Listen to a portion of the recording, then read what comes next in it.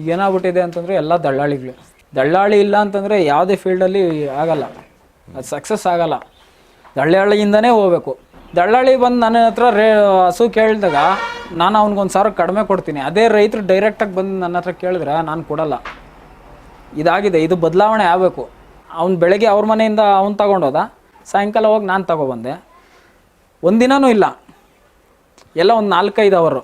ಈಗ ಅವನು ಓಡಾಡಿರ್ತಾನೆ, ಅವನು ಖರ್ಚೇನು ಸುಮ್ಮನೆ ಬರೋಲ್ಲ, ಖರ್ಚಿಟ್ಕೊಳ್ಳಿ. ನನಗೆ ಇದು 60,000 ಆಯಿತು.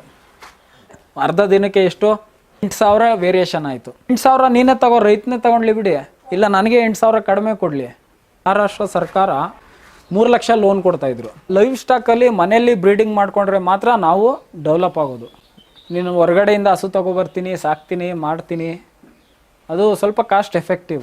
ಬ್ರೀಡ್ ಡೆವಲಪ್ಮೆಂಟ್ ಯಾವಾಗ ಮಾಡ್ತೀವಿ ಆವಾಗೇ ನಮಗೆ ಮಿಲ್ಕ್ ಈಲ್ಡ್ ಜಾಸ್ತಿ ಬರ್ತದೆ, ನಾವು ಆರ್ಥಿಕವಾಗಿಯೂ ಸಬಲರಾಗ್ತೀರಿ.